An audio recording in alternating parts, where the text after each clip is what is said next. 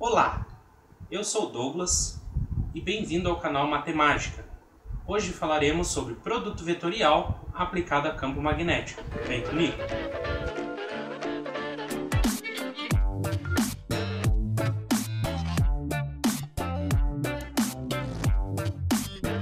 Você deve ter aprendido lá no ensino médio, na física, que quando você tem um campo magnético B e lança uma partícula de carga positiva lá com velocidade V, você vai obter a força magnética, o vetor força magnética, que é, em essência, perpendicular a B e a V ao mesmo tempo. Essa é uma das propriedades mais importantes, porque com essa perpendicularidade você consegue relacionar com algumas questões do produto vetorial. Então, lembre-se disso. A força magnética sempre vai ser perpendicular à velocidade e ao campo magnético. A B, que é o campo magnético, e V, que é a velocidade. Você deve ter aprendido também que para calcular o módulo desse vetor força magnética, você aprendia lá aquela formulazinha que é o módulo do vetor força magnética é igual a QVB seno de θ. Lembre-se, QBV seno de θ, onde Q é a carga, V é o vetor velocidade, B é o vetor campo magnético e o seno de θ é o seno do ângulo formado entre B e V. Entendido isso, é importante que a gente discuta agora o que a gente vem aprendendo. Então a gente vem aprender o produto vetorial, que é o que a gente vai utilizar para fazer essa grande relação. E a gente aprendeu que no produto vetorial eu tenho lá um vetor I e um vetor J. E se eu fizer o produto vetorial de I por J, eu vou obter K. E o vetor K é perpendicular a I e a J ao mesmo tempo. Lá você até deve ter aprendido a regra da mão direita, em que eu faço o produto vetorial de I por J, eu obtenho K, num sentido.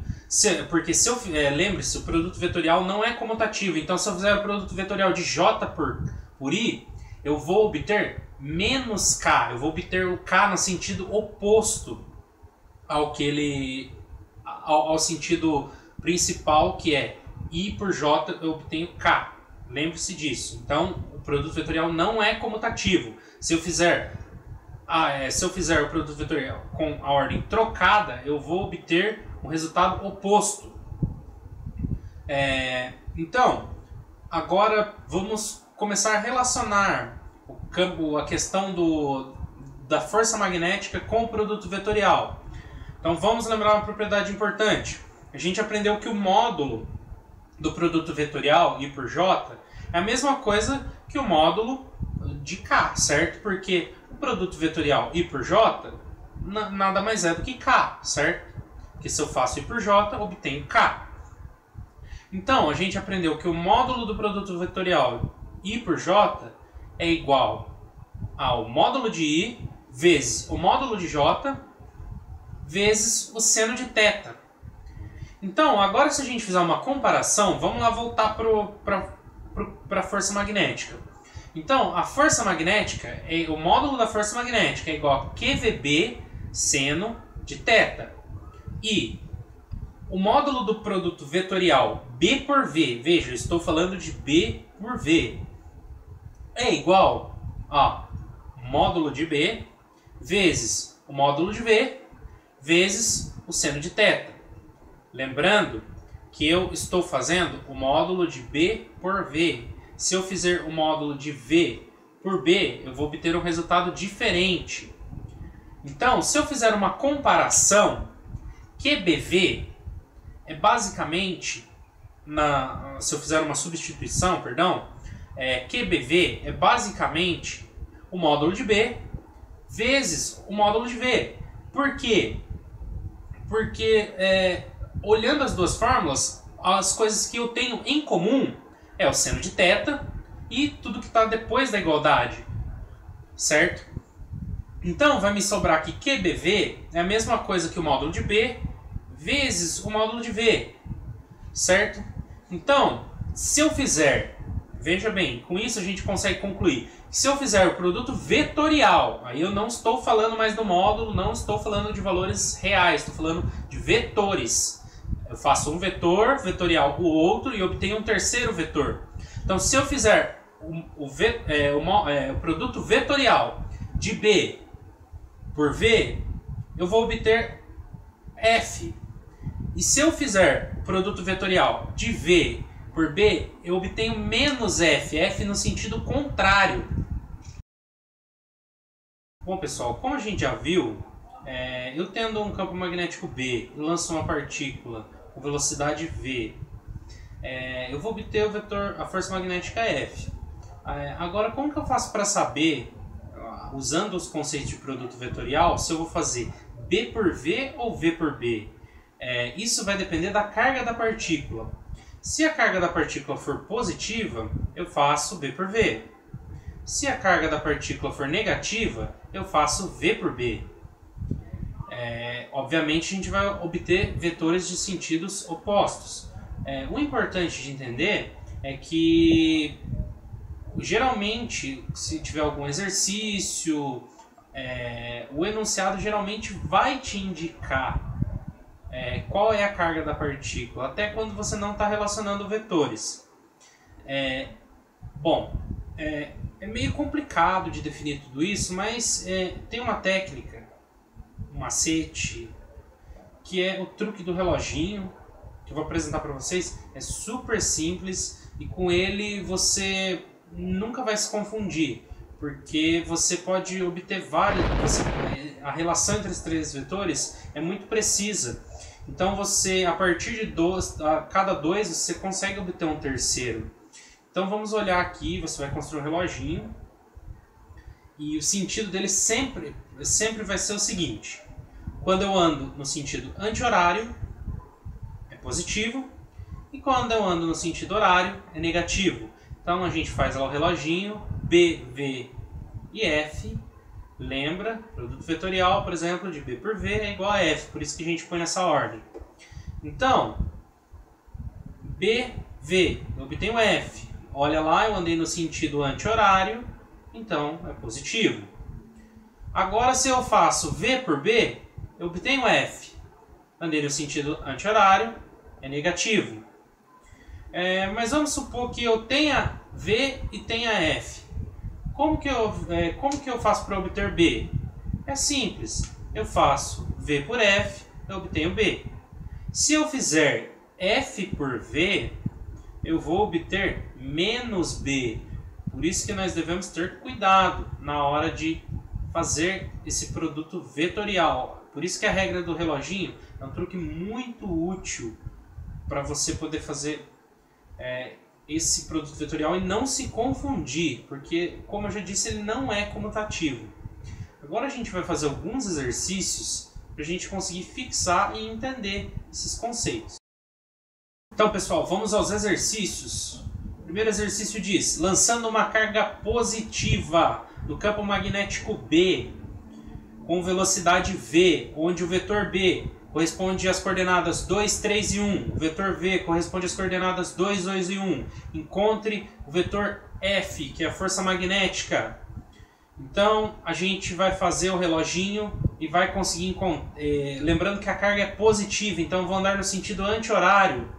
Então, vai ser B vezes V, que eu vou obter F. Então, vamos lá fazendo determinante. Preencho I, J, K. Na linha do meio, as coordenadas do vetor B, 2, 3 e 1. Na terceira linha, as coordenadas do vetor V, 2, 2 e 1. Então, repito lá a primeira e a segunda coluna. E eu acho mais fácil resolver dessa forma. Existem várias formas de resolver. E eu vou fazendo a multiplicação. I vezes 3 vezes 1, 3I. J vezes 1 vezes 2, 2J. K vezes 2 vezes 2, 4K. Agora multiplicando no sentido negativo, então eu troco o sinal de tudo. 2 vezes 3 vezes K, menos 6K. 2 vezes 1 vezes I, 2I.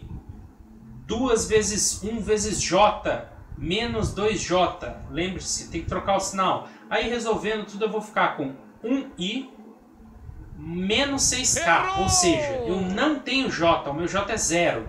Então as coordenadas do meu vetor f vão ser 1, 0 e menos 6. Lembre-se, quando eu não tenho a letra, quando a letra morre, ela acaba cortando, zerando, a coordenada acaba sendo 0. Pessoal, vamos agora para o nosso segundo exercício. Então o enunciado diz o seguinte: tendo o meu vetor f, força magnética, coordenadas 3, 5 e 8, e b, campo magnético 7, 8 e menos 3, ache v, que é o vetor velocidade. Reparem bem no enunciado que ele não te dá a carga, se é uma carga positiva ou se é uma carga negativa. Agora eu destaco a importância do reloginho para a gente conseguir identificar qual é a carga desse vetor para saber se eu vou fazer b vetorial f ou f vetorial v.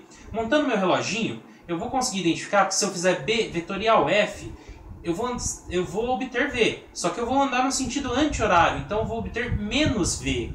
Agora, se eu fizer f vetorial b, eu vou obter v também, só que eu vou andar no sentido anti-horário, então eu vou obter v positivo. Então, eu consigo concluir que eu tenho que fazer f vetorial b para conseguir obter v. Bom, pessoal, vamos para o último exercício. Ele não é muito difícil, mas a gente precisa de um pouquinho de atenção para não errar. Então, eu tenho que menos, prestem bem atenção, menos o vetor força magnética, 3, menos 7 e 6. E tenho também o vetor velocidade, 6, menos 3 e 2. E eu tenho que obter b, o vetor b. Então, o que eu faço? Vou lá, monto meu reloginho e antes de concluir alguma coisa sobre o reloginho, eu vou montar, vamos no exemplo aqui, menos f vetorial v, certo? Eu vou ter que fazer em uma das duas ordens, ou v vetorial menos f, ou f vetorial menos v. Então, observando o meu desenho, a minha conclusão aqui, eu vou colocar o sinal em evidência, vai ficar f vetorial v e o sinal de menos em evidência. Quando eu faço f vetorial v, eu estou andando, reparem bem, no sentido horário. Então, se eu estou andando no sentido horário, f vetorial v, eu vou obter b, só que como é no sentido horário, eu vou obter menos b. Então, eu vou ficar com menos, que multiplica menos b. Eu vou fazer a distributiva do sinal, o que vai acontecer? Eu vou obter b. Então, dá para concluir que eu tenho que fazer menos f vetorial v. Então é importante que você coloque esse sinal em evidência, analise o reloginho e depois distribua o sinal, caso venha com sinal negativo, para que você consiga entender em que ordem você deve fazer. Com isso a gente finaliza os exercícios. Pessoal, espero que vocês tenham gostado, tenham entendido as relações. Qualquer dúvida você pode deixar ela nos comentários, que eu vou procurar responder para vocês. E para mais vídeos e para incentivar a nossa iniciativa, deixe o seu like, curte, compartilha com os amigos e valeu, até a próxima!